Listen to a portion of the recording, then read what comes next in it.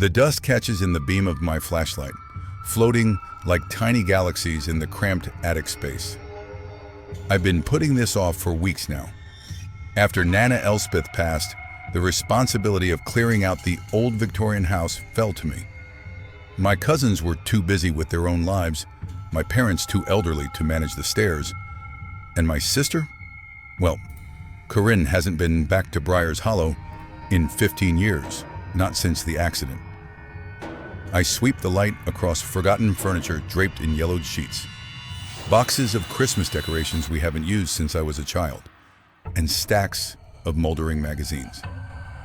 The air is thick with the scent of old paper and something else, something faintly metallic that reminds me of pennies left too long in a pocket. "Just get it over with, Alistair," I mutter to myself, my voice sounding strange in the silence. "Box it up, donate what you can, and be done with it. The estate agent is coming next week. The old house is worth a fortune now that Briar's Hollow has become a trendy weekend retreat for city folk. The money will help with Mom's mounting bills, so there's no point in sentimentality. Still, I can't help but feel a pang of regret. This house has been in the Kestrel family for generations. The beam of my flashlight catches on something in the far corner, a trunk I don't recognize. It's made of dark wood with brass fittings, the kind you might see in an old pirate movie. Curious, I make my way towards it, careful not to bump my head on the sloping ceiling. The trunk has no lock, just a simple latch. I blow off a layer of dust and lift the lid. Inside are stacks of letters, tied with faded ribbon and several leather-bound journals. On top sits a black and white photograph in an ornate silver frame. I pick it up, angling it towards the light. It's a formal portrait of a man in his 30s, dressed in the fashion of the 1940s. His eyes are light, probably blue, and there's something familiar about the set of his jaw. With a jolt, I realize it's my grandfather, Orville Kestrel. I've seen photos of him before, of course, but this one is different.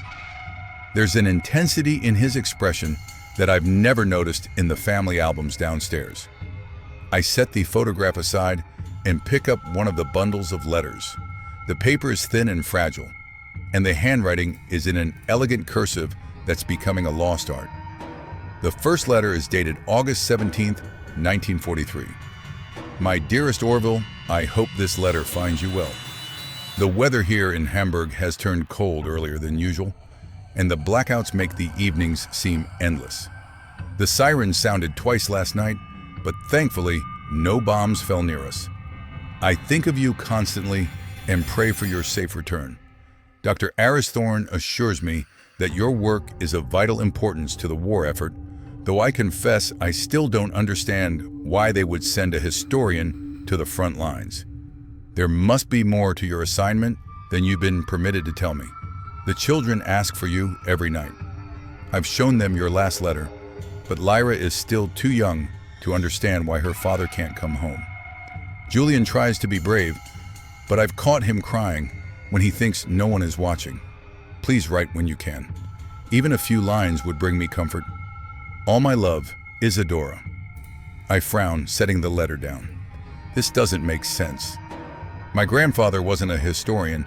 He was an insurance salesman who never left Briar's Hollow. And my grandmother's name wasn't Isadora. It was Clara. They had one child, my father Victor, not two, named Julian and Lyra. I pick up another letter from a different bundle. "Orville, your last communication was most disturbing. I understand your reluctance, but you must persist. The artifact's importance cannot be overstated. If the Germans acquire it before we do, the consequences would be catastrophic. Your cover remains intact. Your wife believes you are documenting historical sites, and military intelligence has corroborated your story. Remember your oath, Kestrel. The order has existed for centuries for this very purpose. The coordinates you requested are enclosed. Proceed with extreme caution. Our agent in Vienna reports increased occult activity in the region. They know what we seek. Destroy this letter after reading. Faithfully, F." I stare at the letter, a chill running down my spine despite the attic's stuffiness. This has to be some kind of joke or fiction. My grandfather selling insurance in Briar's Hollow doesn't exactly align with secret missions during World War II. Yet the letters feel authentic. The paper aged naturally. The ink faded in places where fingers would have held it. And there are dozens more bundles in the trunk, along with the journals. I grab one of the leather-bound books and open it to a random page. March 21st, 1944. We found it today. God help us. We found it. After months of searching, following folklore and rumors through bombed-out villages and ancient forests, we have the Schwarzschild device in our possession. It's smaller than I expected, no larger than a pocket watch, but there's no mistaking its otherworldly origin. The symbols etched into its surface match exactly those in the Voynich manuscript. Jennings touched it with his bare hand before I could stop him. He began screaming almost immediately, his skin blistering as though burned. But there was no heat, only a cold so intense it frosted the hair on my arms from 2 feet away. Jennings died within minutes, still clutching the device, his features contorted in a rictus of agony. Using tongs and the lead-lined box provided by F, we secured the device. Even now I can feel it pulsing, like a heart beating in a rhythm slightly off from my own. I must get it back to Hamburg, though I fear what they intend to do with it. Something this powerful should not exist in our world. I close the journal, my hands trembling slightly. This is insane. My grandfather was a quiet, ordinary man who died of a heart attack when I was 10. I have vague memories of him teaching me to fish at the lake, of the smell of his pipe tobacco, of him dozing in his armchair while football played on the radio. He wasn't some secret agent hunting supernatural artifacts during the war. Yet I can't deny the authenticity of these materials. The trunk itself looks like it's been here for decades, undisturbed until now. I glance at my watch. It's nearly midnight. I've been in the attic for hours without realizing it. Mom will be wondering where I am. I promised to call her after I finished at Nana Elspeth's house. I should pack all this up and look at it properly in the morning, but curiosity gnaws at me. One more letter, I decide. Just one more. I select a letter from a bundle tied with black ribbon, rather than the faded blue of the others. Orville, they're lying to you. The Order has no intention of destroying the device. I've seen the plans. They mean to harness its power, to open the doorway permanently. You must not deliver it to Hamburg.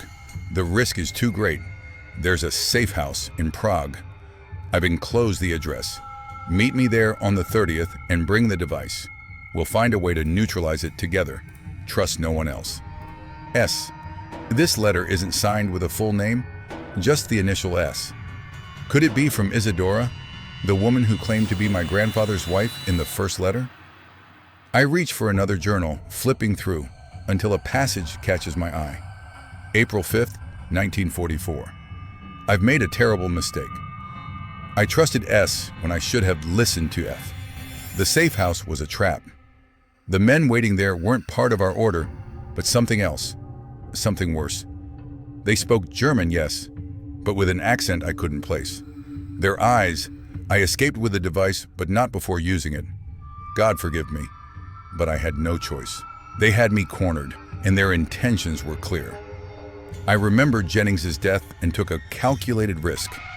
I removed the device from its box and activated the central dial. What happened next defies explanation. The men, if they were men at all, began to fold in on themselves, as though reality itself rejected their presence. Their screams still echo in my ears, but not because of their volume. The sound seemed to come from everywhere and nowhere, vibrating in my bones rather than traveling through the air. I replaced the device in its box before it could affect me, but I fear the exposure, brief as it was, has changed me. My reflection looks wrong somehow. The eyes that stare back at me in the mirror don't feel like my own. I'm not returning to Hamburg. The device is too dangerous for anyone to possess.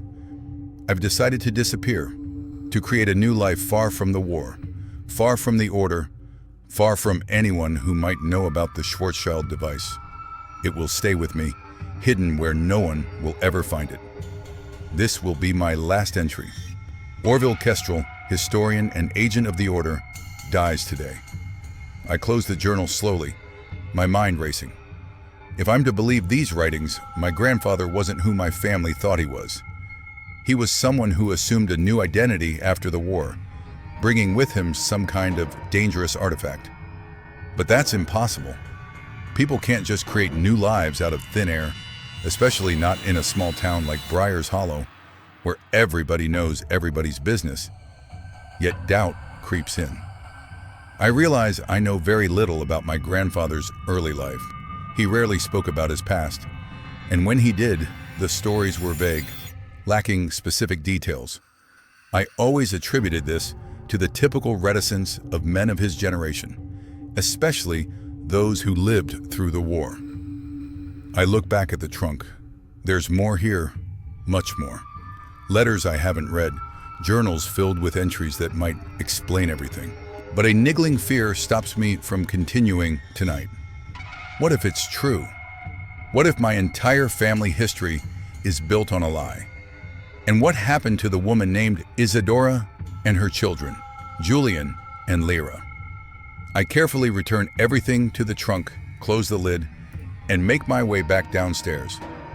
The old Victorian feels different now, its familiar creaks and groans taking on a sinister quality I've never noticed before. In the kitchen, I pour myself a generous whiskey from Nana Elspeth's liquor cabinet and call my mother. "Alistair, is everything all right? It's after midnight." Her voice is thick with sleep. "Sorry, Mom. I lost track of time at Nana Elspeth's house. Listen, I have a question. Did Grandpa Orville have any family before he met Nana Clara?" There's a pause, longer than it should be. "Why do you ask?" "Just curious. I found some old photos in the attic." Another pause. "Your grandfather didn't like to talk about his past. I know his parents died when he was young, and he was raised by an aunt somewhere in the Maritimes. That's all your father ever told me." "Did Dad ever mention someone named Isadora? Or children called Julian and Lyra?" The silence that follows is so long, I wonder if the call has dropped. Then my mother speaks, her voice different somehow, harder. "Where did you hear those names?" "Like I said, I found some old..." "Listen to me very carefully, Alistair. Put everything back exactly where you found it. Lock up the house and come straight home. Don't tell anyone what you found, and don't look through anything else. Do you understand?" "Mom, what's going on? Do you know something about this?" "Just do as I say, please. It's important." The line goes dead. I stare at my phone, bewildered. My mother has never spoken to me that way before. She's always been the calm one, the rational one. The fact that those names provoked such a reaction only confirms that there's something to the letters, something my family has been keeping secret. Despite my mother's warning, I can't leave it alone. I finish my whiskey and head back to the attic. The trunk seems to be waiting for me, like a patient predator. This time, I'm more methodical. I remove all the contents, arranging them chronologically based on dates. The letters span from 1942 to 1945, and the journals cover an even longer period, from 1938 to 1944. I start at the beginning with the earliest journal, January 19th, 1938. Today I was inducted into the Order of the Eternal Watch. The ceremony was held in the underground chamber beneath the University of Salamanca's old library, a place few know exists. 7 senior members stood in a circle around the ancient stone table, their faces obscured by hoods, despite the fact that we all know each other as colleagues and academics. The oath I took binds me to secrecy, but this journal will be kept in code and hidden where only another member of the Order might find it, should something happen to me. Professor Thorne assures me that my expertise in medieval symbology is exactly what they need, especially with the growing threat from Germany. The Thule Society's influence over Hitler grows by the day, and there are rumors They seek artifacts similar to those the Order has protected for centuries. I still find it difficult to believe that such things exist. Objects of power that defy scientific explanation. Yet the demonstration I witnessed during the induction leaves no room for doubt. The small stone they call the philosopher's ember turned water to wine before my eyes, with no trickery or sleight of hand. My academic career has been devoted to rationality and evidence, yet now I find myself in a world where magic, for lack of a better term, is real. It both terrifies and exhilarates me. I pause in my reading. Professor Thorne? The town of Briar's Hollow is named after one of the founding families, but I've never heard of a Professor Thorne associated with my grandfather.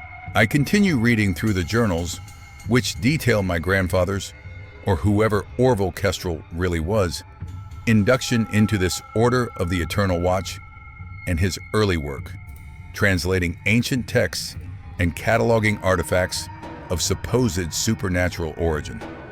The entries become more disturbing as they approach the war years. Orville describes occult rituals performed by Nazi officials, artifacts that could control minds or open doorways to other dimensions, and a race between the Order and the Thule Society to secure these objects before they could be weaponized. By 1942, Orville had been sent to Europe under the cover of documenting historical sites at risk from bombing. But his real mission was to track down and secure artifacts before the Germans could find them. The letters from Isadora, who I now understand was his real wife, become increasingly desperate as the war progresses. She knows something is wrong, that her husband isn't telling her everything. The children grow older without their father. Julian has behavioral problems at school. Lyra has nightmares about a shadow man who whispers to her at night. The letters from F, who I deduce is Professor Finch, mentioned in the journals as a senior member of the Order, become more urgent and less concerned with Orville's safety as the hunt for the Schwarzschild device intensifies. And then there are the occasional letters signed only S. These are different, warnings about the Order's true intentions, pleas for Orville to question his mission, to consider that he might be on the wrong side. The final journal entries detail Orville's disillusionment with the Order, his growing suspicion that they mean to use the artifacts rather than protect them, and his fateful decision to flee with the Schwarzschild device. The last entry I've already read, his decision to disappear and create a new life. But there's one final letter in the trunk, dated November 15th, 1945, months after the war ended. It's addressed simply to O and has no return address. O, I found you. It wasn't difficult. You were never trained in deception as I was. Don't be alarmed. I have no intention of revealing your location to the Order or to Isadora. Your secret is safe with me, as I hope mine will be with you. You were right to take the device and run. The Order has changed. The war corrupted them, as power always corrupts. They've split into factions, each with their own agenda for the artifacts. Some wish to destroy them, others to use them, and still others to worship them. Civil war looms within our ranks. I write to warn you that you are not as safe as you believe. The device leaves a trace, a quantum signature that those with the right tools can detect. They will find you eventually, unless you take precautions. Enclosed is a schema for a containment box that will mask the signature. I've also included instructions for a ritual.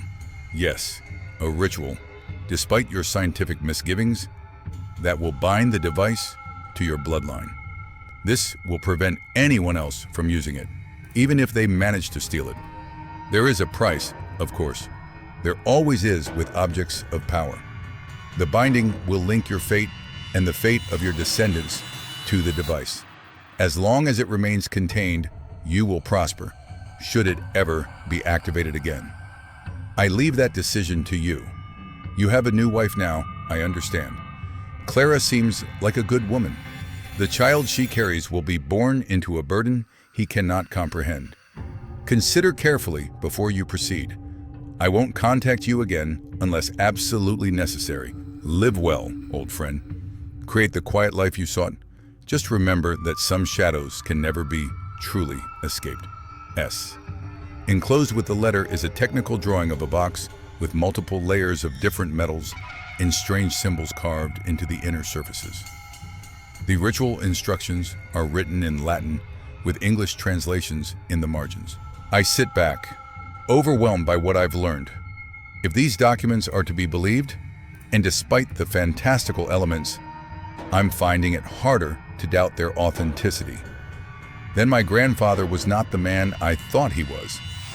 He was Orville Kestrel, but not the Orville Kestrel who was born in Briar's Hollow and lived a quiet, unremarkable life. He was someone who stole that identity, who abandoned his real family and created a new one. My family. Which means my father wasn't really his son, and I'm not really a Kestrel. But what about the device? The Schwarzschild device that caused a man named Jennings to die in agony? That made enemy agents fold in on themselves like reality itself rejected them? Did my grandfather bring it to Briar's Hollow? Did he perform the ritual to bind it to our bloodline? And if he did, where is it now? A creaking floorboard startles me from my thoughts. I whirl around, but there's no one there. Just the settling of the old house. Still, an uneasiness settles over me. I check my watch again. It's nearly 4 in the morning. I've been reading for hours, and exhaustion suddenly hits me like a physical blow. I carefully return everything to the trunk, making sure to place the items exactly as I found them. Despite my fatigue, I carry the trunk downstairs to my car. My mother's warning echoes in my mind, but I can't leave this here. I need to understand what it means for my family. As I drive home through the pre-dawn darkness, my headlights cutting through a light fog that's rolled in from the lake, I can't shake the feeling that I'm being watched. Twice I check my rearview mirror, convinced there's a car following me, but the road behind me is empty. When I arrive at my apartment building, I struggle with the weight of the trunk. It seems heavier now, as though the contents have gained mass simply by being read. Inside my apartment, I push aside the coffee table and place the trunk in the center of my living room. I should sleep. I know I should sleep, but one question keeps nagging at me. If my grandfather performed the ritual to bind the Schwarzschild device to our bloodline, where did he hide it? On a hunch, I examine the trunk more carefully. The craftsmanship is exquisite, with dovetail joints and brass fittings that have developed a beautiful patina with age.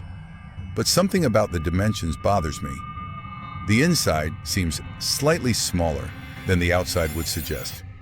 I run my hands along the bottom, pressing gently until I feel a slight give in one corner. With more pressure, a hidden panel slides open, revealing a concealed compartment. Inside is a box that matches exactly the schema in the letter from S. It's made of layered metals, lead, copper, and something silvery that might be platinum, with strange symbols etched into its surface. It's about the size of a cigar box, heavy for its dimensions. My heart races as I lift it out. There's no lock, just a simple metal clasp. Despite every instinct screaming at me to leave it closed, I find my fingers moving to open it. The clasp is stiff, as though it hasn't been opened in decades. It finally gives way with a soft click that sounds unnaturally loud in my quiet apartment.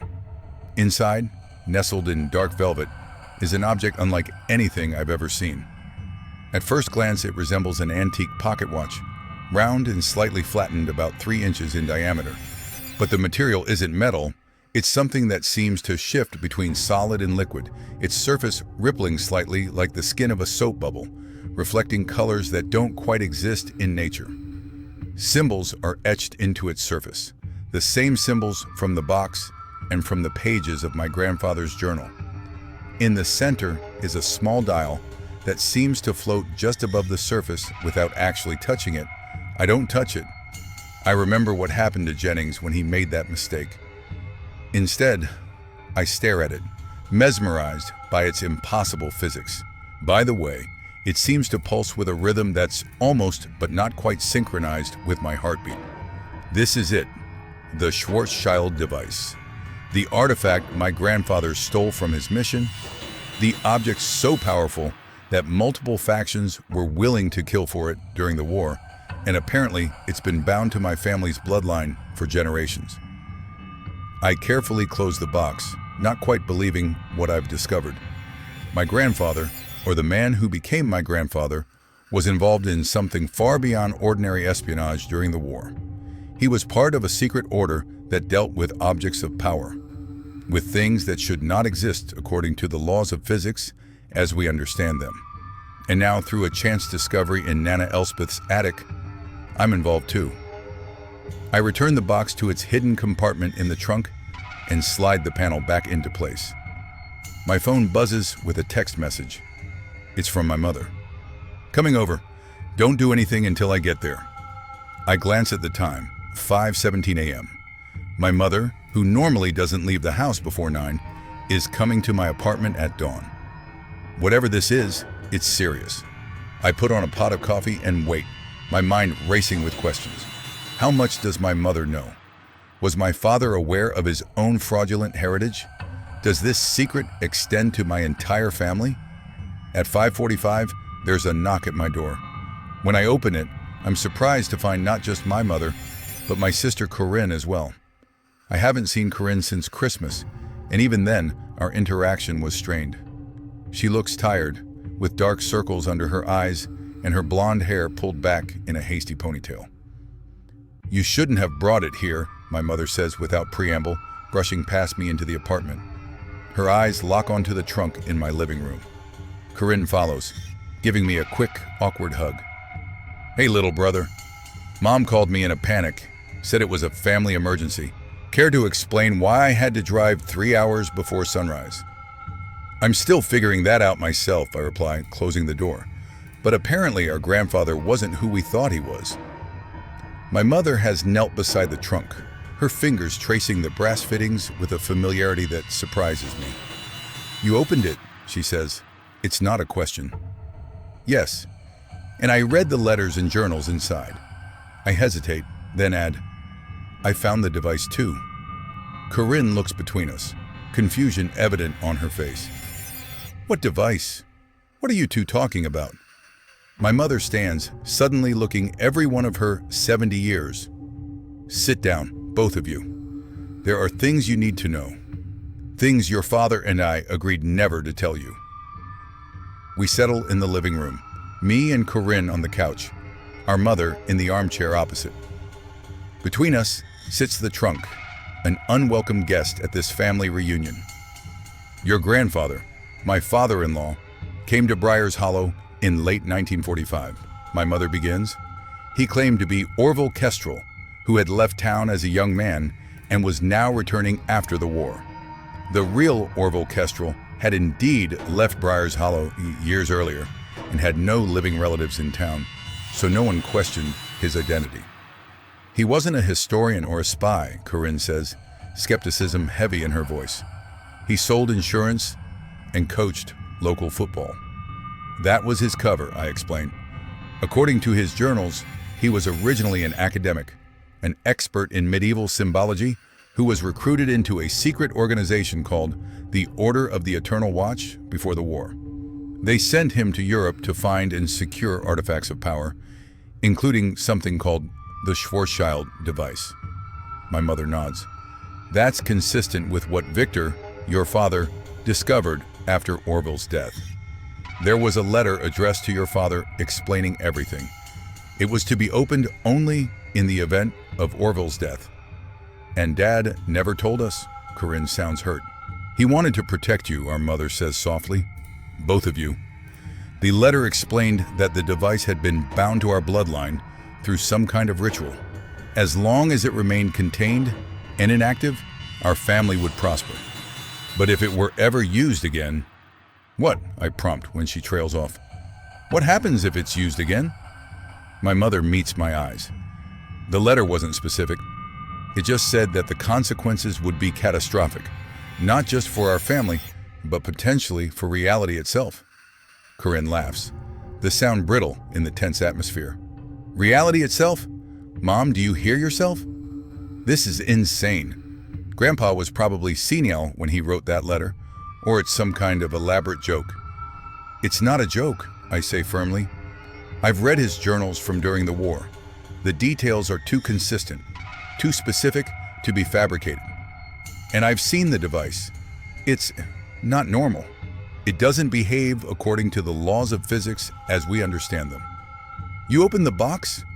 My mother's voice rises in alarm. Did you touch the device? No, I just looked at it. It's unlike anything I've ever seen.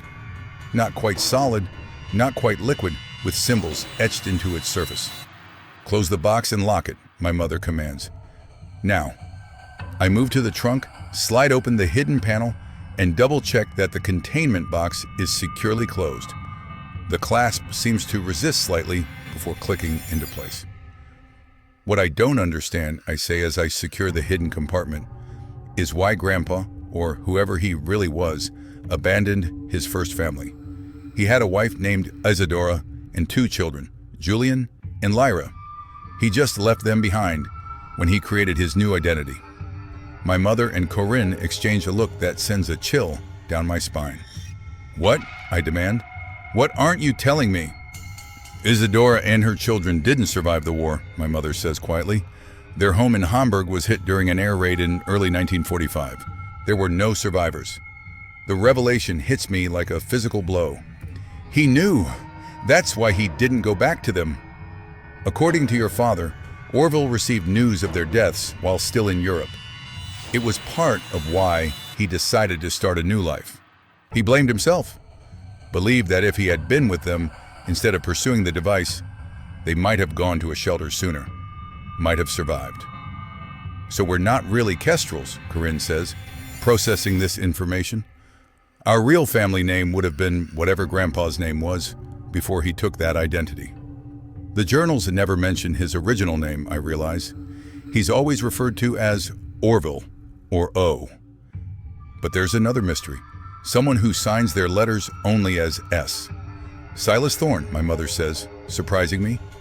That was in the letter too. He was another member of the order who defected around the same time as your grandfather. Apparently, they maintained sporadic contact over the years. Thorne? Like the town? Corinne asks. The town was named after his family. They were among the original founders in the 1800s. The family estate is that big property on the hill overlooking the lake. You know, the one that's been abandoned for decades.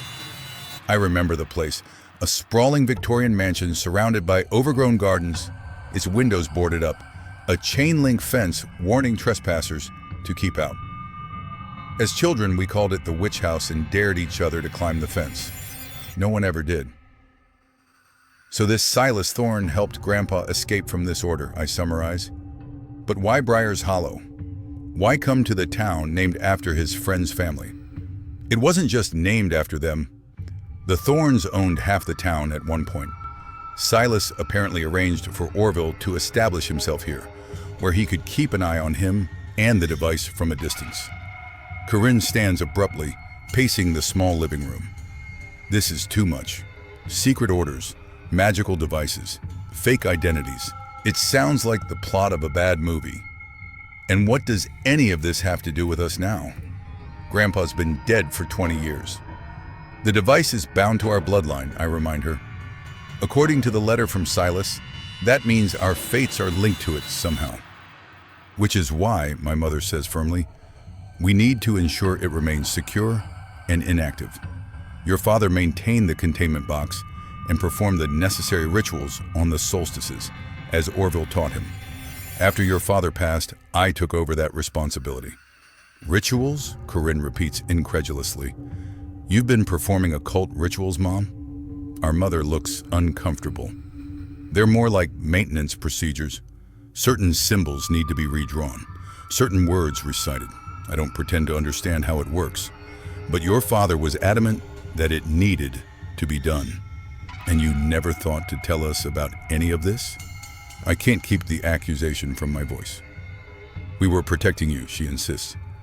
Your father and I agreed that you would only be told if absolutely necessary, if something happened to both of us, or if the device was somehow discovered, which it now has been. The implications of this sink in. So what happens now? Do we just keep the device hidden? Keep performing these maintenance procedures for the rest of our lives? Then pass the responsibility on to our children? That was the plan, my mother acknowledges. But there's more you need to know. The order still exists. Corinne stops pacing. What? They've evolved over the decades, splintered into various factions, as Silas predicted. Some call themselves the Eternal Watch, others the Guardians of the Veil. But they all share one goal: collecting and controlling artifacts of power. And they've never stopped looking for the Schwarzschild device. How do you know this, I ask? Your father was approached by them once, in the 1980s. A man claiming to be a representative of the Eternal Watch came to his office, asking questions about Orville, about his time during the war. Your father pretended ignorance, but it frightened him. We moved to the other side of town, changed our phone number. For years, he was convinced we were being watched. And were you? Corinne asks. I don't know.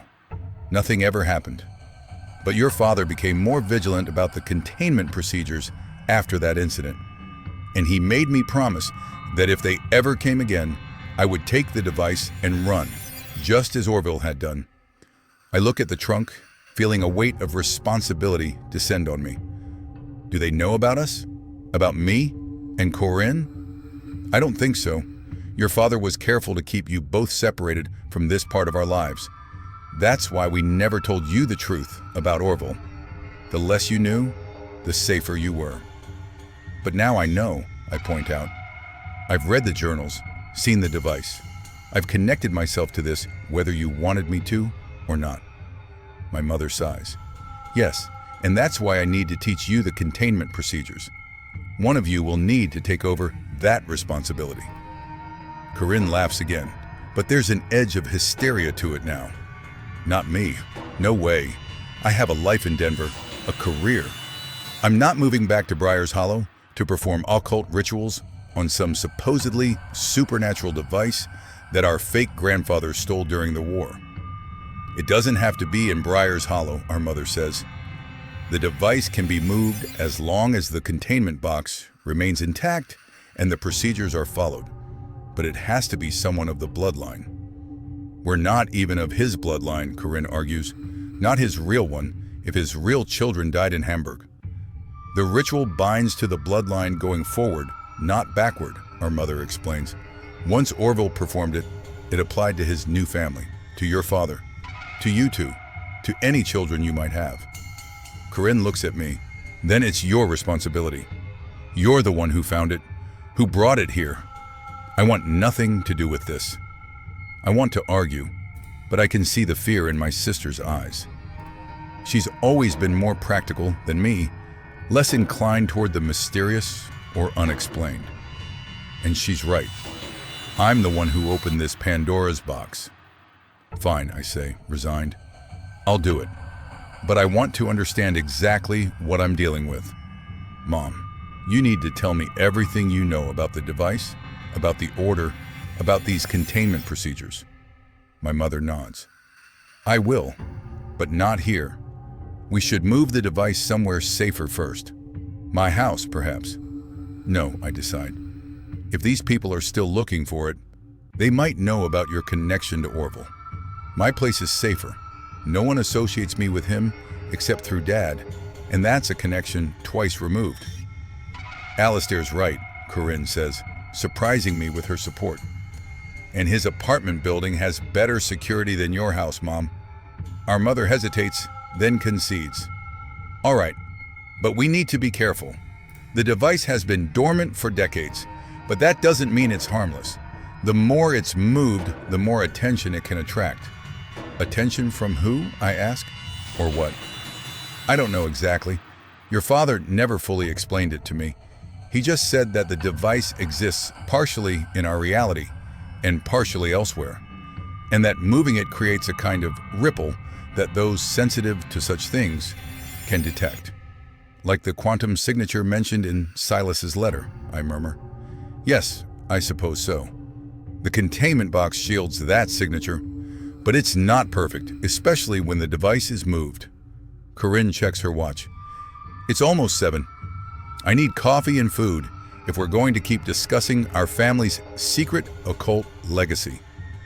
The normalcy of the request breaks some of the tension.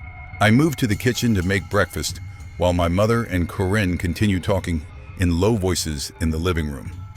As I crack eggs into a bowl, I try to process everything I've learned in the past 12 hours. My grandfather was not who I thought he was. My family has been guarding a potentially dangerous artifact for generations, and somewhere out there, a secret society is still looking for it. It's too much to take in all at once, so I focus on the immediate task, making breakfast. But as I reach for a frying pan, a wave of dizziness washes over me. The kitchen seems to ripple around me, like heat haze on asphalt in summer. For just a moment, I see something else overlaid on my familiar surroundings. A vast, dark space filled with shapes that make no geometric sense, with colors that hurt to look at. And in that space, something notices me. The sensation passes as quickly as it came, leaving me gasping and gripping the edge of the counter for support. In the living room, Corinne gives a small cry of surprise, and I hear my mother murmuring soothingly to her. They felt it too. I abandon the breakfast preparations and return to the living room. Corinne is pale, her hands trembling slightly. My mother looks grim, but unsurprised. "What was that?" Corinne demands. "The device," our mother says quietly. "It's becoming active." "I didn't touch it," I protest. "The box is closed, secure in the trunk." "It doesn't need to be touched. It responds to knowledge, to attention. For decades, it's been forgotten, ignored. Now 3 members of the bloodline are actively focused on it, discussing it. That alone is enough to begin waking it." "Waking it," Corinne repeats. "It's not alive." "Not alive as we understand life," our mother clarifies. "But it is aware in its way. That's what makes it so dangerous. It doesn't just do things, it wants things." "What does it want?" I ask, dreading the answer. "To be used, to fulfill its purpose." She hesitates. "To open the door." "What door? Where does it lead?" "I don't know. Orville's letter wasn't specific, and your father didn't share everything with me. He just impressed upon me the absolute importance of keeping the device contained and dormant." Corinne stands, grabbing her purse. "I can't do this. I'm sorry, but this is beyond crazy. I'm going back to Denver. Whatever family curse or legacy this is, I want no part of it." "Corinne, wait," I begin, but she cuts me off. "No, Alistair, I've spent 15 years building a life away from this town, away from the memories of Dad's death and everything else. I can't get pulled back in now. Not for this insanity." "It's not insanity," our mother says sharply. "What you just felt, what we all felt, was real. Denying it won't protect you." "Maybe not," Corinne concedes, "but I'm not going to let it consume my life either. You two do what you need to do with that thing. Just leave me out of it." She heads for the door, but I step in front of her. "Corinne, please. I need your help with this. We're family." Her expression softens slightly. "I know, and I love you both. But I can't do this, Allie. I just can't. Call me when it's over. When the device is secured or destroyed, or whatever needs to happen. But don't ask me to be part of it." I step aside, recognizing the determination in her eyes. It's the same look she had when she announced she was leaving Briar's Hollow after high school. When she said she needed a fresh start away from the memories of the accident that took our father. After Corinne leaves, my mother and I sit in silence for a long moment. "She'll be okay," my mother finally says. "Corinne has always been strong-willed. And maybe it's better this way. The fewer people involved, the safer everyone is." "Safer from what, exactly?" I press. "You keep hinting at dangers, but I need to know specifically what we're dealing with." My mother sighs. suddenly looking very tired. The truth is, I don't know all the details. Your father protected me from the full knowledge, just as he tried to protect you and Corinne. But I do know this. The Schwarzschild device was not created by humans. According to Orville's letter, it predates human civilization, possibly even Earth itself. So it's, what? Alien technology? That's one theory. Another is that it comes from another dimension, another reality that occasionally intersects with our own. The Order collected such objects, studied them, sometimes used them despite the risks. And what does this particular device do? You mentioned opening a door. Yes, it's supposedly a key of sorts, capable of creating a passage between our reality and somewhere else. Orville never specified where, only that those who sought the device during the war had different ideas about what lay on the other side. Some believed it was heaven, others hell. Some thought it led to a realm of pure knowledge, others to a place of unimaginable power. But Grandpa, Orville used it once, right? In the safe house in Prague. He wrote about it in his journal. Said the men who trapped him there folded in on themselves when he activated the device. My mother nods. Yes, and that brief activation had consequences. The ritual, to bind the device to our bloodline, was partly a precaution against those consequences, a way to contain the damage to just our family line rather than allowing it to spread. What kind of damage? I ask, my mouth suddenly dry. She meets my eyes. Reality becomes thin around those who've been exposed to the device. Strange things happen. Coincidences that aren't coincidences. Dreams that bleed into waking life, and sometimes visitors. Visitors? From the other side of this door? I think so, yes. Your father had experiences he wouldn't fully describe to me. Encounters with beings that shouldn't exist in our world. That's why the containment procedures are so important. They don't just keep the device dormant, they keep those thin spots in reality from tearing open completely. The gravity of the situation settles over me like a physical weight. And now, it's my responsibility.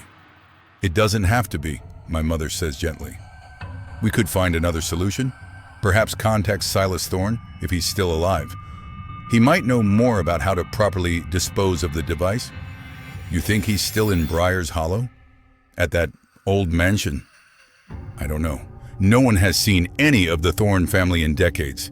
The property is maintained by a trust, but the house itself has been empty since the 1970s, as far as anyone knows.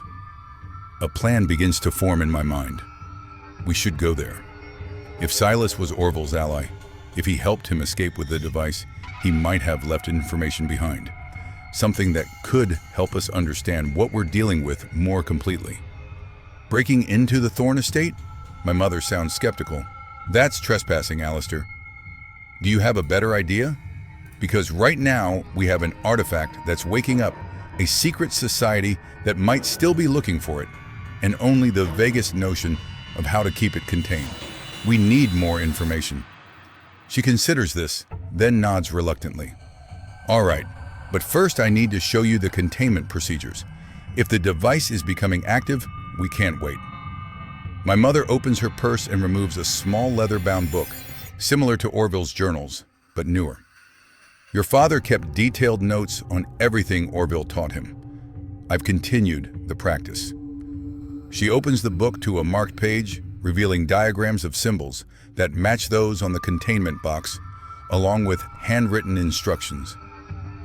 These symbols need to be refreshed every solstice and equinox, she explains. The ink is a mixture of specific elements: iron filings, silver dust, salt, and a drop of blood from a member of the bloodline. Blood magic. I can't keep the skepticism from my voice. Call it what you will. It works. I've maintained these procedures for 15 years since your father's death, and the device has remained dormant until now. She continues explaining the ritual. Certain words that must be spoken in Latin, a specific arrangement of candles, timing that must coincide exactly with the astronomical event. The next equinox is in September, she says, but given what happened earlier, That ripple we all felt. I think we should perform an emergency containment ritual now. It won't be as effective as one done on a solstice or equinox, but it should help stabilize the device temporarily. I agree, and my mother guides me through the preparations. We clear space in my living room, arranging candles in a pattern around the trunk. She uses a silver pen to carefully redraw faded symbols on the containment box, then shows me how to mix the special ink. A drop of blood, she instructs, holding out a small pin. Just a pinprick on your finger is enough. I hesitate only briefly before pricking my finger and allowing a drop of blood to fall into the mixture. My mother stirs it with a small silver rod, then uses a fine brush to trace certain symbols on a piece of parchment that she places beneath the containment box. Now repeat after me, she says, and begins reciting words in Latin. I follow as best I can, stumbling over the unfamiliar pronunciation. As we complete the ritual, the candles flicker simultaneously. Though there's no breeze in my apartment, a sensation of pressure builds in the room, as though the air itself is being compressed and then releases with an almost audible pop. The rippling effect I experienced earlier does not return. The device, it seems, has been temporarily pacified. It worked, my mother says, sounding relieved. But this is just a stopgap measure. We need a more permanent solution. The Thorn Estate, I remind her, we should go there today, see what we can find. She nods, helping me clean up the ritual materials. We'll need to bring the device with us. I don't think it's safe to leave it unattended now that it's been awakened, even partially. Is it safe to move it? With the containment box and the ritual we just performed, yes, it should be stable enough for transport. But we need to be careful. No detours, no stops along the way. Straight from here to the Thorn property. I secure the containment box in the trunk, making sure the hidden compartment is properly closed. Despite the ritual, I can't shake the feeling that the device is somehow aware of me now, that it's watching me through the layers of metal and wood that separate us. My mother and I leave my apartment, carrying the trunk between us. It's now mid-morning, and my neighbors are going about their Saturday routines, walking dogs, carrying groceries, washing cars. The normalcy of the scene is jarring against the strangeness of our situation. We load the trunk into the back of my mother's SUV, securing it with bungee cords to prevent it from sliding around. As I close the tailgate, I notice a car parked across the street, a black sedan with tinted windows. I can't see if anyone is inside, but something about it raises the hairs on the back of my neck. Mom, I say quietly, that black car across the street, has it been there long? She glances over casually, then tenses. I don't know, but let's not take any chances. Get in. We drive away, and I keep an eye on the rearview mirror. The black sedan doesn't move, which should be reassuring, but somehow isn't. I can't shake the feeling that we're being watched. The Thorn Estate is on the outskirts of town, about a 20-minute drive from my apartment. As we approach, the landscape becomes more rural, with open fields giving way to dense woods. The property itself is surrounded by a high stone wall, interrupted only by a pair of wrought iron gates that have been chained shut for as long as I can remember. How do we get in? I ask as my mother parks on the shoulder of the road out of sight of the main gate. There's a service entrance on the east side of the property, she says. Your father showed it to me once, years ago. It's less conspicuous than trying to climb the main gate. We leave the car locked, the trunk secure in the back, and follow the stone wall around the perimeter of the property. After about 10 minutes of walking, we come to a smaller gate partially hidden by overgrown vegetation. The lock is old and rusted, but still functional. Now what? I ask. My mother reaches into her purse and produces a key. Your father kept this. I never asked where he got it. The key fits the lock, though it takes some effort to turn. The gate swings open with a protesting creak, revealing a narrow path overgrown with weeds. Dad came here? I ask, as we make our way along the path. Why? After that man from the Order approached him in the 80s, he became obsessed with finding a way to permanently neutralize the device. He thought Silas Thorne might have left information behind when he abandoned the estate. And did he find anything? Not that he ever told me, but he only came a few times before he died. The path leads us through dense woods until the trees suddenly give way to formal gardens, or what used to be formal gardens. Now it's a wilderness of overgrown hedges, crumbling statuary, and flower beds reclaimed by native plants. Beyond the garden stands Thorne Manor, a sprawling Victorian mansion that must have been magnificent in its day. Now it's a decaying shell, with peeling paint, boarded windows, and a sagging roof.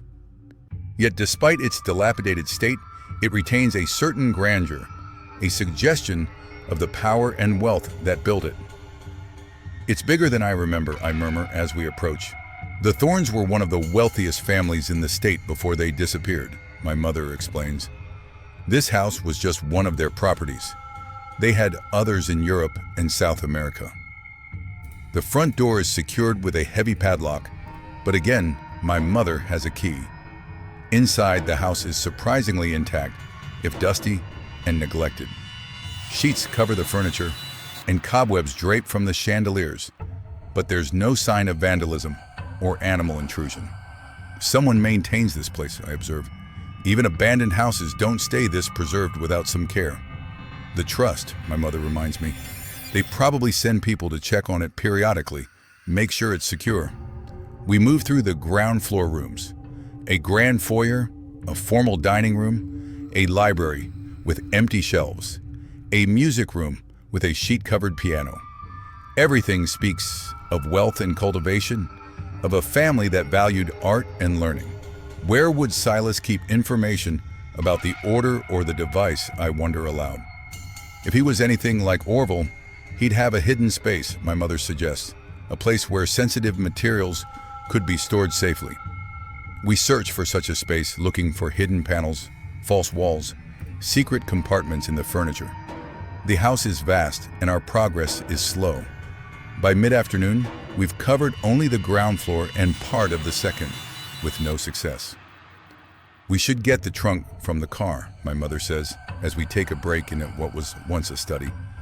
I don't like having it out of our sight for so long. I agree, and we make our way back to the service entrance and then to the car. Everything appears undisturbed, but as I reach for the tailgate, that sense of being watched returns, stronger than before. I scan the road in both directions. There's no sign of the black sedan I noticed earlier, no indication that anyone else is around. Yet the feeling persists. We retrieve the trunk and carry it back to the house, placing it in the study where we were resting. As we set it down, a floorboard creaks loudly, then gives way beneath the weight, causing the trunk to tilt precariously. I grab it before it can fall, but the damage is done. The floorboard has splintered, revealing a space beneath. My mother and I exchange a look, then carefully move the trunk aside and examine the broken board. It's not a structural failure, but a deliberate hiding place. The board has been cut and fitted with tiny hinges, designed to open when pressure is applied in just the right spot. And in the space beneath is a metal box, similar in size to a safety deposit box. I retrieve it carefully. Like the containment box for the device, it's made of multiple metals layered together, though the design is simpler. There's a combination lock on the front, a series of 4 dials with letters instead of numbers. Any idea what the combination might be? I ask my mother. She shakes her head.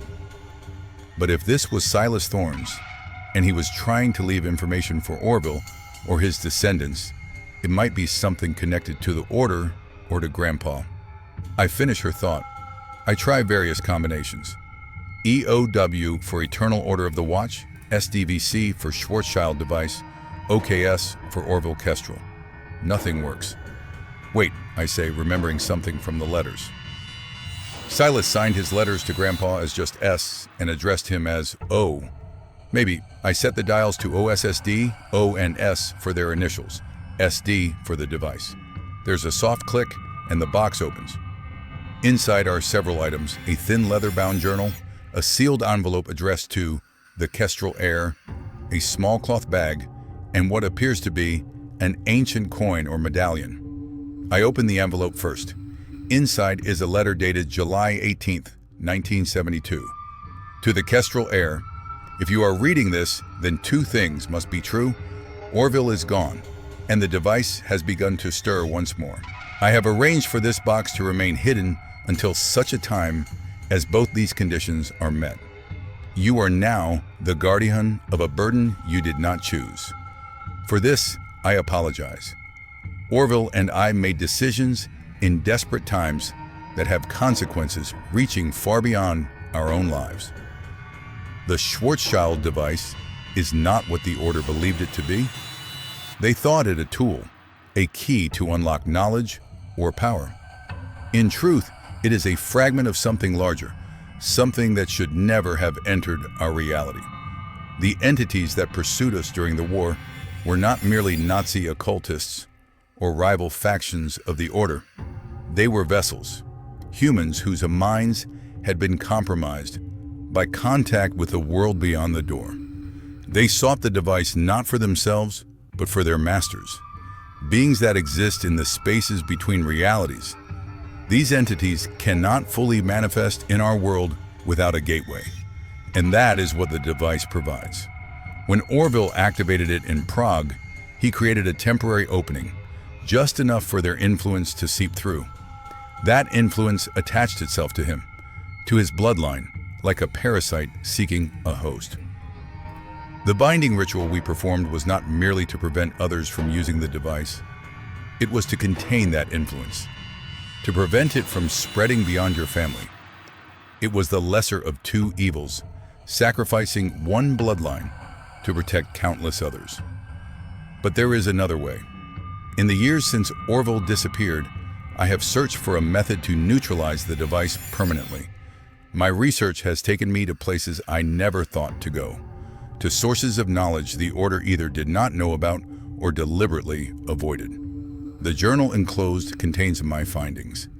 The medallion is a key to a vault beneath this house, where I have gathered artifacts and texts that may aid you. The contents of the cloth bag are seeds of a rare plant that grows only in the presence of entities from beyond. Plant them around your home. They will provide some protection against the influence of the device and warn you if any of the entities attempt to approach. One final warning. The Order is not what it once was. After the war, it splintered into multiple factions, each with their own agenda. Some still seek the device, while others believe it should be destroyed. Trust none of them. They will present themselves as allies, as experts who can help you, but their goals are not aligned with the safety of your family or our world. The Kestrel and Thorn lines are now bound together in this duty. Though I have no direct heirs, I have arranged for resources to be available to you through the Thorn Trust. The current trustee is aware of some, though not all, of these matters and can be contacted in an emergency. Proceed with caution and remember that knowledge is both protection and danger when it comes to the device. The more you learn about it, the more active it becomes, yet without understanding, you cannot hope to neutralize it. With deepest regret and highest hope, Silas Thorn. I pass the letter to my mother, who reads it with growing concern. Meanwhile, I examine the medallion. It's heavy, made of what looks like gold, but with a strange iridescence that shifts as it catches the light. On one side is a symbol similar to those on the containment box, concentric circles surrounding what might be a stylized doorway. On the other side is a more familiar symbol, a compass rose with an eye at its center, which I recognize from Orville's journals as the emblem of the Order of the Eternal Watch. The cloth bag contains what look like ordinary seeds, small, dark, slightly shiny. There are perhaps 24 of them. I turn to the journal, opening it carefully. The pages are filled with dense writing, diagrams, and symbols, many of which I don't recognize. But the first entry is clear enough. July 17, 1962. I have confirmed my suspicions about the true nature of the Schwarzschild device. It is not, as the Order believed, a tool created by an advanced civilization or a magic artifact from some bygone age. It is organic, a fragment of a living entity from beyond our reality. The symbols etched into its surface are not controls or instructions, but a form of cellular structure, similar to DNA, but encoding information beyond the merely biological. It is, in essence, a seed, one that, if fully activated, would grow into a permanent doorway between our world and theirs. Orville's partial activation in Prague was akin to a germination, but the growth was halted before it could fully develop. Still, that brief contact was enough for the entities to establish a foothold, to create a connection to Orville, and through him, to his bloodline. The binding ritual we performed has contained that connection, prevented it from spreading further, but it is not a permanent solution. The influence remains, dormant but not destroyed, waiting for an opportunity to grow again. I look up from the journal, my mind reeling with the implications. The device is alive? Or part of something alive? My mother finishes reading the letter and meets my gaze. It would explain why it responds to attention, to knowledge. Living things are aware in ways that objects aren't. And these entities from beyond, they're still connected to our family because of what Grandpa did in Prague. The binding ritual didn't break that connection, it just contained it. Yes, but Silas found another way, she points out. He mentions a vault beneath this house, artifacts, and texts that might help us neutralize the device permanently. I hold up the medallion. And this is the key. We spend the next hour searching for the entrance to this vault, examining the floors, walls, and furniture for any sign of a keyhole or mechanism that might accept the medallion. Finally, in the cellar, we discover a section of the stone wall that's slightly different from the rest. The mortar patterns don't quite match. In the center of this section is a small depression that corresponds to the size and shape of the medallion.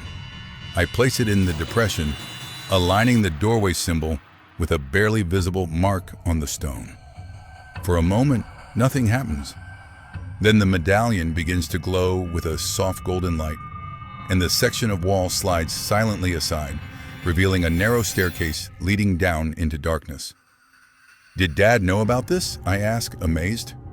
If he did, he never told me, my mother replies, equally astonished. We retrieve flashlights from our supplies and descend the stairs carefully. They lead to a large underground chamber that looks like a cross between a library, a laboratory, and a museum. Shelves line the walls, filled with books, scrolls, and strange artifacts. Tables hold scientific equipment alongside what appear to be ritual implements. Glass cases display objects of various shapes and sizes, each labeled in a neat, precise hand. But most striking is the center of the room, where a large circle has been inlaid into the floor using different types of metal and stone. The pattern is complex, with multiple layers of symbols and geometric shapes that remind me of the containment box for the Schwarzschild device, but on a much larger scale. This must be what Silas was working on, I say, approaching the circle carefully. A way to neutralize the device permanently. Look at all this, my mother marvels, examining the shelves. He must have spent decades collecting these materials, conducting research. I join her, scanning the book titles. Many are in languages I don't recognize, but some are in English with titles like Quantum Entanglement and Extra-Dimensional Physics, Ritual Containment of Non-Euclidean Entities, and the Thorn Codex, a study of interdimensional gateways. The Thorn Codex, I repeat, pulling out the last book. Written by Silas himself, it looks like. The book is massive, at least 1,000 pages, with detailed illustrations and diagrams throughout. A quick flip-through reveals it to be a comprehensive study of interdimensional travel, entities from other realities, and methods for containing or repelling them. This could take weeks to go through properly, I say, overwhelmed by the sheer volume of information. We may not have weeks, my mother points out.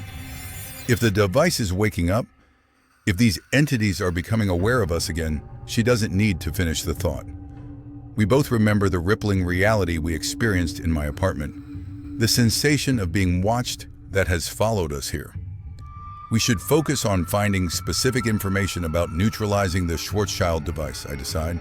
Silas said he found another way, something beyond the binding ritual.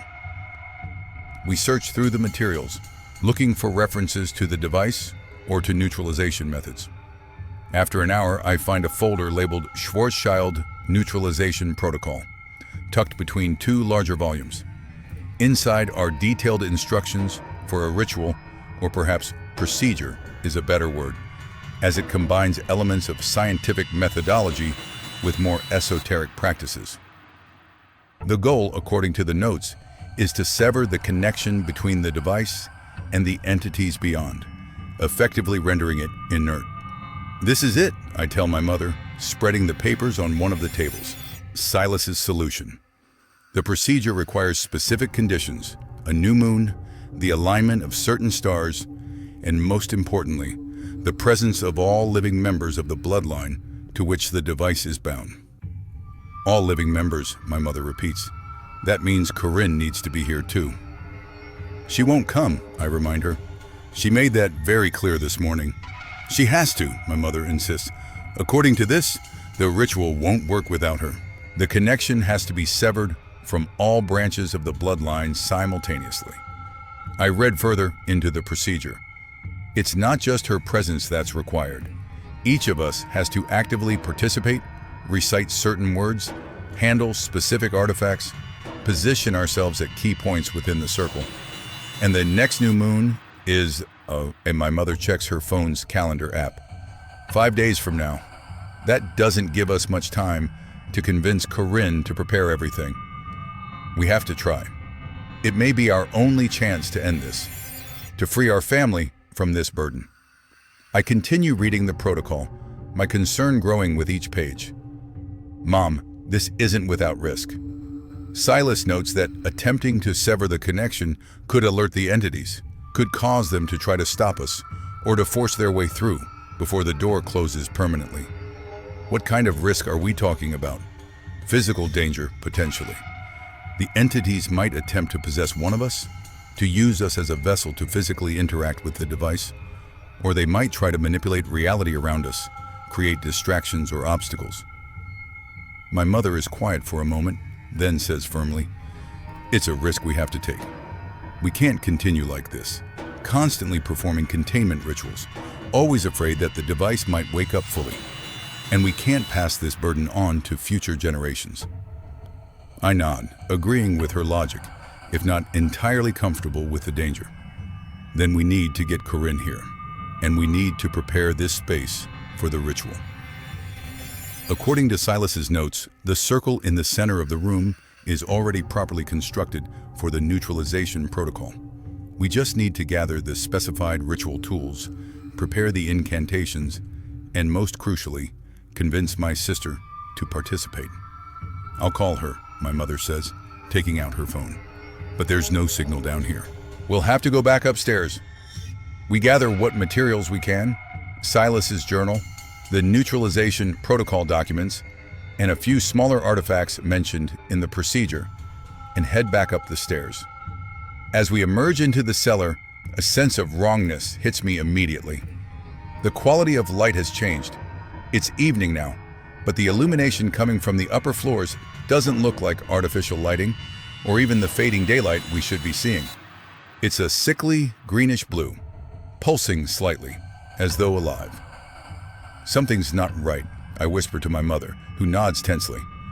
We ascend to the ground floor cautiously. The strange light is stronger here, seeping in through the boarded windows and casting long, distorted shadows across the floors and walls. And there's a sound, a low rhythmic pulsing that reminds me of a heartbeat, but slower and somehow wet. "The trunk," my mother says suddenly. "We left it in the study." We hurry to the room where we left the Schwarzschild device, my flashlight beam bouncing wildly off the walls and furniture. As we enter the study, we see the source of the strange light. The trunk has been opened, the hidden compartment is exposed, and the containment box sits on the floor beside it. The box is open as well, and the device itself, the not quite solid, not quite liquid object that resembles a pocket watch, is hovering about 3 feet above the floor, spinning slowly. It's the source of the pulsing light, which emanates from the symbols etched into its surface. They glow with that same greenish-blue radiance, brightening and dimming in time with the wet, throbbing sound that fills the room. But most terrifying is the area directly beneath the floating device. The floor there seems to be melting, for lack of a better term. The hardwood is rippling and flowing like water, forming a slowly widening circle that now measures about 2 feet across. And in that circle, I can see something else. Not the basement below, but a vast, dark space filled with shapes that make no geometric sense. It's the same vision I had briefly in my apartment kitchen, but sustained now, growing stronger. The device is activating, my mother says, her voice tight with fear. It's creating a doorway. How? We didn't touch it? Didn't use it? Someone else did. The voice comes from behind us, and we spin to see a figure standing in the doorway of the study. It's a man in his 60s, dressed in an impeccable gray suit that seems oddly formal for the setting. His hair is silver, his face lined but distinguished, and his eyes are wrong. They reflect the pulsing light of the device with an internal luminescence that no human eyes should possess. Who are you? I demand, though I already suspect the answer. The man smiles, and the expression doesn't quite fit his face, as though someone is wearing his features like an ill-fitting mask. A friend of the family, you might say. I've been waiting a long time for this moment. You're from the Order, my mother guesses. Originally, yes, the Order of the Eternal Watch, though my allegiances have evolved over the decades. He steps into the room, his movements too smooth, too precise. You've done well bringing the device here. This location has significance, power, that will help the opening proceed more efficiently. We didn't bring it for you, I say, moving slightly to place myself between this stranger and my mother. And we have no intention of letting that doorway open. The man laughs, a sound like glass breaking. Your intentions are irrelevant. The process has begun. The Schwarzschild device has been activated, and nothing can stop it now. Soon, my masters will be able to cross over fully into this reality. Your masters?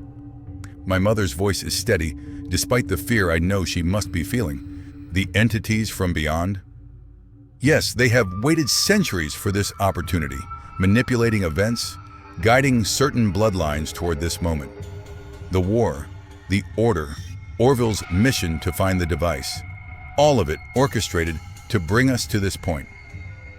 As he speaks, I notice the rippling circle on the floor has grown larger, now nearly 3 feet in diameter, and something is beginning to emerge from it. A dark, shifting mass that seems to fold and unfold itself in ways that hurt to look at directly. We need to stop this, I mutter to my mother. The containment box, if we can get the device back inside. A futile effort, the stranger says, his hearing apparently much sharper than should be possible. The device cannot be contained now that it has begun the opening. And even if you could somehow interrupt the process, my masters would simply find another way, another tool. They've been trying for centuries, according to you, I point out. They haven't succeeded yet, because they lack the proper alignment. The device, the location, and most importantly, the bloodline, all three are necessary for a stable doorway. Orville Kestrel's actions in Prague created the connection to your family, making you the perfect conduits for my master's entry into this world. As the stranger talks, I'm frantically trying to think of a solution. Silas's neutralization protocol requires the new moon, all three of us present, and proper preparation. We have none of those things right now, but there must be something we can do to at least delay this process. My eyes fall on Silas's journal, which I'm still holding. On an impulse, I flip it open, searching for any information about interrupting an activation of the device, and there it is, A brief note in the margin of a page. Emergency containment, blood of the bound, freely given, can temporarily halt an active gateway. Mom, I whisper, showing her the note. We need blood from all three of us. But Corinne, the blood of the bound, my mother says, her eyes widening with realization. The line passes through me to you both. Perhaps the combined blood of 2 generations can stand in for the third. It might work. The stranger has noticed our exchange. Whatever you're planning, it won't succeed. The gateway is already forming. In moments, the first of my masters will cross over. The dark mass emerging from the rippling circle has taken on a more defined shape. Something vaguely humanoid, but wrong in its proportions, with too many angles and not enough curves. It moves with a jerking, stuttering motion, as though having difficulty adjusting to our reality's physical laws. We need to act now. Distract him, I murmur to my mother, who nods almost imperceptibly. She steps forward, addressing the stranger. Who are you, really? Not just a member of the Order? You know too much about these entities, about the device. As she engages him in conversation, drawing his attention, I carefully set down Silas's journal and reach into my pocket for my Swiss Army knife. I open the small blade and, steeling myself, draw it across my palm. The cut is shallow, but bleeds freely, enough for our purpose. I gesture for my mother to do the same. She continues talking to the stranger, keeping his focus on her, as she casually brings her hand to her own pocket. My name is irrelevant, the stranger is saying. I am merely a vessel, a servant of those who will soon remake this world in their image. Your reality is flawed, limited by 3 dimensions and linear time. My masters exist beyond such constraints. They will bring perfection, unity, a higher form of existence. By force, my mother challenges. That doesn't sound like perfection to me. That sounds like invasion, like conquest. Change is always resisted by those who cannot comprehend its necessity, the stranger replies, his unnatural eyes gleaming. But once the transformation begins, you will understand. You will be elevated. Your consciousness expanded beyond anything you can currently imagine. While they talk, my mother has managed to cut her own palm. She catches my eye and I nod slightly. We need to get to the device, to apply our blood directly to it if Silas's note is to be believed. But the stranger stands between us and the floating device, and the partially manifested entity continues to emerge from the gateway beneath it. We need a distraction. I search the room desperately for something to use. My eyes fall on the medallion we used to open the vault. I still have it in my pocket. Silas's journal mentioned it was created by the Order, designed to detect and disrupt extra-dimensional energies. Hey! I shout suddenly, pulling the medallion from my pocket and holding it up. Recognize this?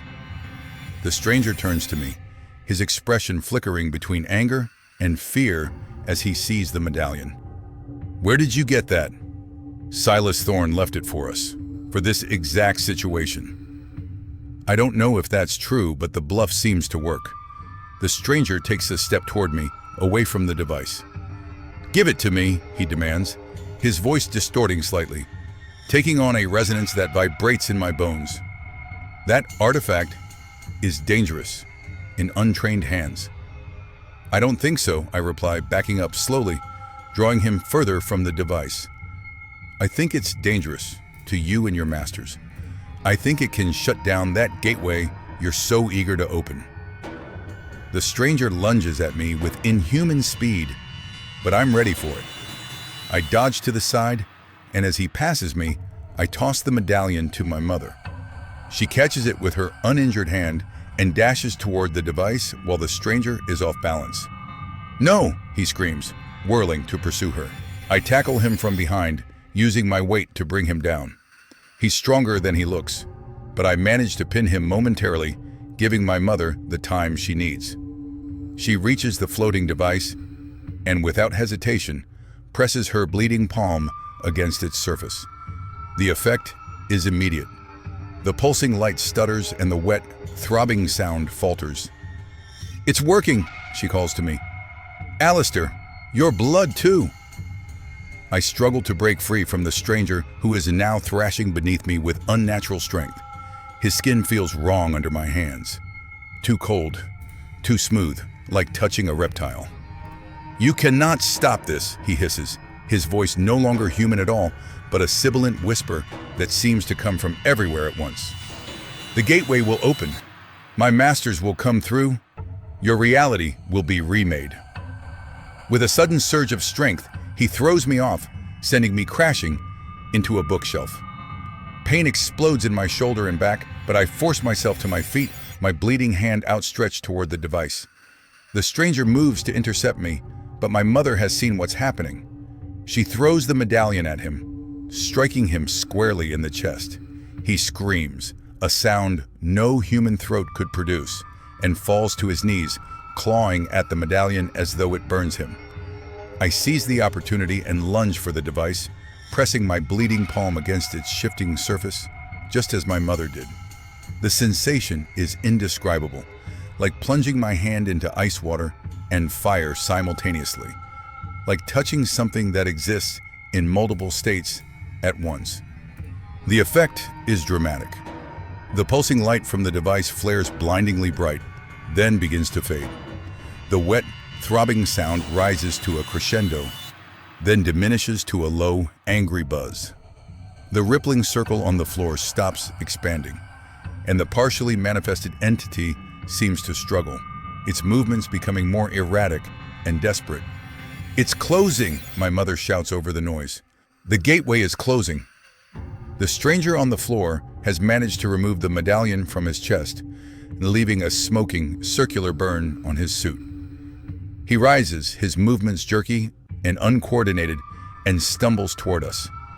No, he gasps, his voice fluctuating between human and other. You don't understand what you're doing. The consequences, we understand perfectly, I tell him, keeping my hand firmly on the device despite the pain it causes. We're protecting our world from your masters. We're closing the door. Not closing, he says, a horrifying smile spreading across his face, merely delaying, and at great cost to yourselves. The blood of the bound, freely given. Do you know what that really means? I look to my mother, who appears as confused as I feel. It means you've marked yourselves, the stranger continues, his smile widening impossibly, stretching his face in ways no human face should stretch.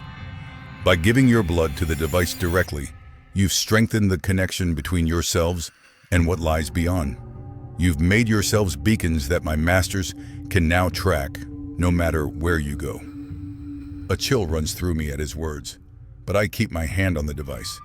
The gateway is shrinking now, the entity being pulled back into it, dissolving at the edges like smoke in wind. You lie, my mother says, though uncertainty colors her voice. Truth is more useful than lies in this instance, the stranger replies. You've won a temporary reprieve, nothing more, and you've painted targets on yourselves in the process. My masters will find you now, wherever you hide. They will use you to open the gateway again. The device is dimming rapidly now, its strange material becoming more solid, less liquid. The gateway beneath it has shrunk to the size of a dinner plate, the entity almost completely withdrawn. We'll be ready, I tell the stranger defiantly. We have Silas's research, his neutralization protocol. At the new moon, we'll end this permanently. The stranger laughs that glass-breaking laugh again. Silas Thorne, always so clever, yet so limited in his understanding. His neutralization protocol won't destroy the device or sever your connection to my masters. It will merely transfer the burden from your bloodline to another. What do you mean? I demand. Ask yourself why Silas never performed this ritual himself, despite decades of research. He understood the price. The Schwarzschild device cannot be destroyed, and its connection cannot be truly broken, only redirected. Someone must always bear the burden. The gateway has almost closed now, just a small swirling vortex of darkness on the floor. The stranger backs away, his movements becoming more fluid, more human, as if whatever influence was controlling him is withdrawing along with the entity. 5 days, he says, his voice nearly normal now. You have 5 days until the new moon. Use them wisely. Research, prepare, decide if you're willing to transfer your family's curse to another. He pauses at the doorway of the study. We'll meet again on the night of the ritual. I'll be interested to see what choice you make. With that, he's gone, his footsteps fading rapidly down the hall. The device has stopped glowing entirely, becoming a dull, metallic object that drops unceremoniously to the floor as the last pinprick of the gateway vanishes. My mother and I stare at each other, both shaken by what we've experienced and by the stranger's parting words. Do you think he was telling the truth? I ask, cradling my cut hand. About the neutralization protocol just transferring the burden to someone else? I don't know, she admits, but we need to find out before the new moon. We need to go through Silas's research more thoroughly. I nod, then move to retrieve the device from the floor.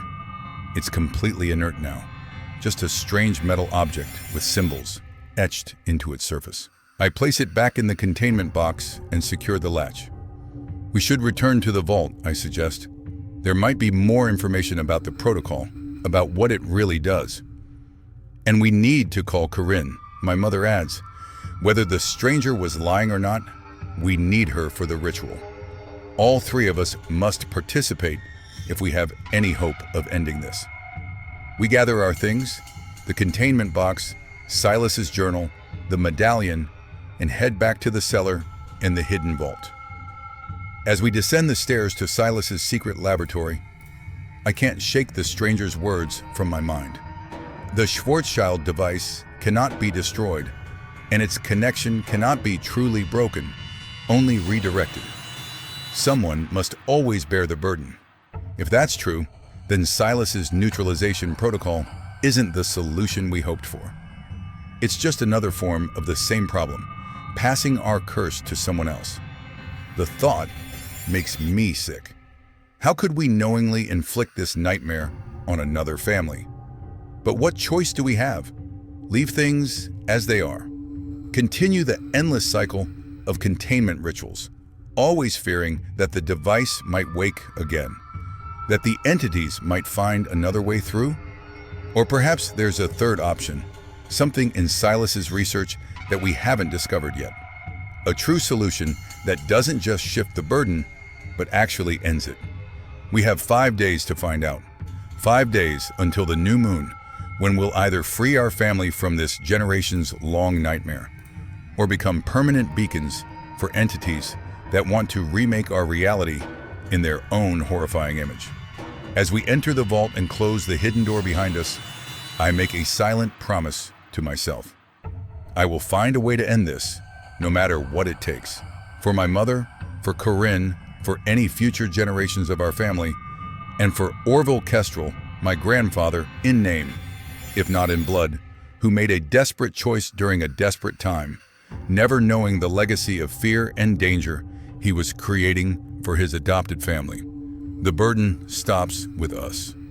One way or another, it ends now.